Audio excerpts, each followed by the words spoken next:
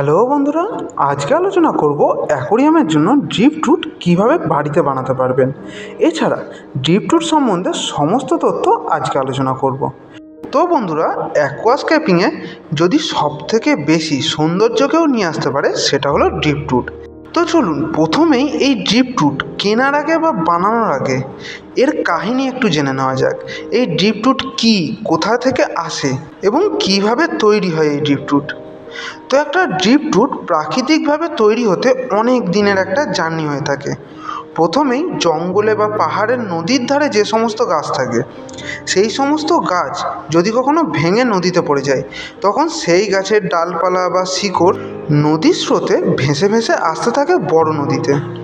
তো যখন এই ডালপালা নদীর স্রোতে ভাসতে থাকে, তখন এর উপরের ছাল জলের মধ্যে থাকতে থাকতে পচে যায়, আর জলের স্রোতে সেই ছাল যখন পচে যায় সেগুলো ডালপালা থেকে আলাদা হয়ে যায়। এছাড়া নদীর জলে ওই ডাল অনেক দিন থাকার কারণে ডালের ভিতরে যে ট্যানিন থাকে সেই ট্যানিন ধীরে ধীরে পুরো বেরিয়ে যায় এবং এই সমস্ত ডাল নদীর জলে ভাসতে ভাসতে সমুদ্রে এসে পড়ে বা নদীর কোনো পাড়ে এসে আটকে যায়। এছাড়া সমুদ্রে যে ডালগুলো যায় সেগুলো সমুদ্রের কোনো পাড়ে এসে আটকে যায়।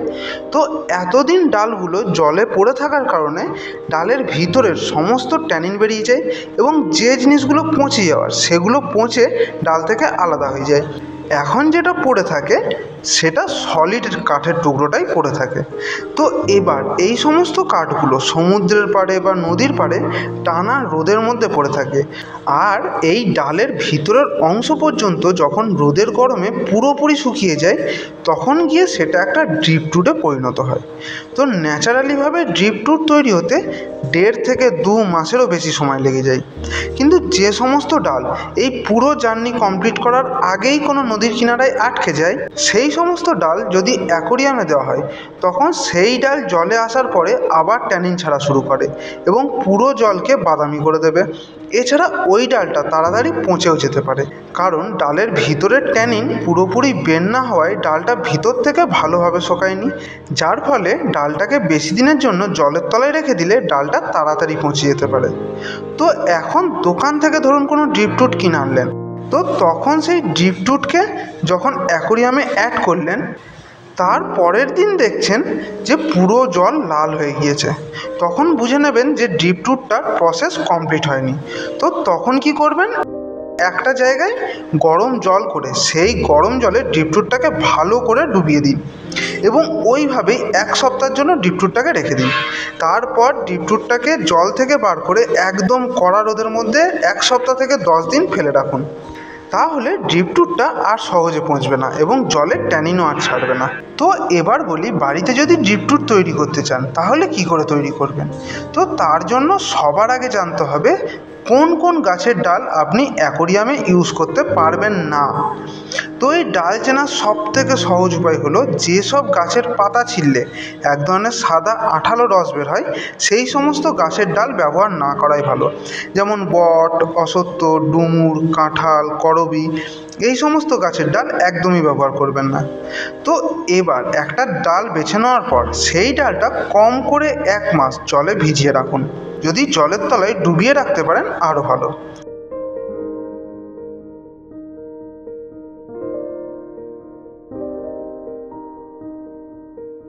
এর ফলে ওই ডালে যে জিনিসগুলো পচে যাওয়ার সেগুলো পচে যাবে।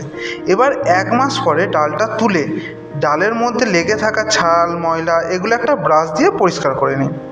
পরিষ্কার হয়ে গেলে এই ডালটা ভালো করে গরম জলে ফোটাতে থাকুন। এর ফলে ওই ডালে থাকা এক্সট্রা ট্যানিনও বেরিয়ে যাবে এবং ডালের মধ্যে কোনো হার্মফুল ব্যাকটেরিয়া বা পোকামাকড় থাকলে সেগুলোও মরে যাবে। ডালটা কম করে 30 মিনিট গরম জলে ফুটিয়ে এবার 10 দিনের জন্য রোদে শুকাতে দিয়ে দিন। এমনভাবে শোকান যেন ভিতরে একটু আর জল না থাকে।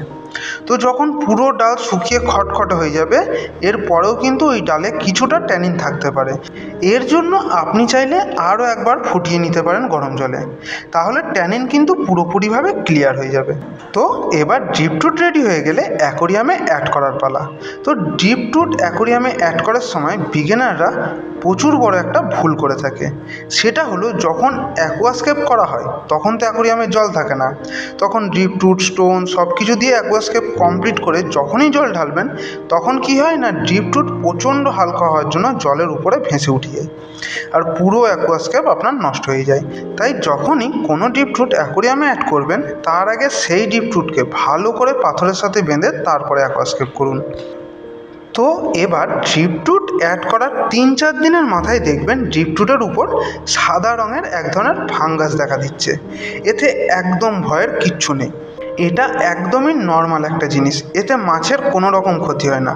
এটা শুকনো ড্রিপটুট জলে দেওয়ার পর এরকম হয়েই থাকে। পারলে এই সময় কিছু শ্রিম্প অ্যাড করে দিন অ্যাকোরিয়ামে। শ্রিম্প এই ধরনের অ্যালগি খুব সুন্দরভাবে খেয়ে থাকে, আর নয়তো একটা ব্রাশ দিয়ে হালকা করে ঘষেও আপনি পরিষ্কার করে নিতে পারেন। এছাড়া যদি পুরো অ্যাকোয়াস্কেপ কমপ্লিট করার পরেও দেখছেন এখনও ড্রিপটুট থেকে ট্যানিন ছাড়ছে, তাহলেও চিন্তার কোনো কারণ নেই। ওয়াটার চেঞ্জের সাথে সাথে ট্যানিনও কম হতে শুরু করবে। আর যদি আপনার প্ল্যান্টেড অ্যাকোরিয়াম না হয় তাহলে ফিল্টার মিডিয়াতে অ্যাক্টিভেটেড কার্বন দিয়ে দিন, দেখবেন ট্যানিন ক্লিয়ার হয়ে যাবে। আর ট্যানিনও কিন্তু কোনো ক্ষতিকর জিনিস না, অ্যাকোরিয়ামে মাছ থাকলেও চিন্তার কোনো কারণ নেই, এতে মাছেরও কিন্তু কোনো রকমের ক্ষতি হয় না। তো বন্ধুরা, একটা কথা কিন্তু সবসময় মাথায় রাখতে হবে, এই অ্যাকোরিয়ামের হবিতে কিন্তু ধৈর্য খুব দরকার। ধৈর্য না থাকলে আপনার অ্যাকোরিয়ামকে সুন্দর করে তুলতে পারবেন না। আশা করছি বন্ধুরা আজকের ভিডিওতে আপনাদের কিছু সাহায্য করতে পেরেছি। আরও এমন ভিডিও পেতে চ্যানেলটি সাবস্ক্রাইব করার অনুরোধ রইল। ভিডিওটি শেষ পর্যন্ত দেখার জন্য আপনাকে অসংখ্য ধন্যবাদ।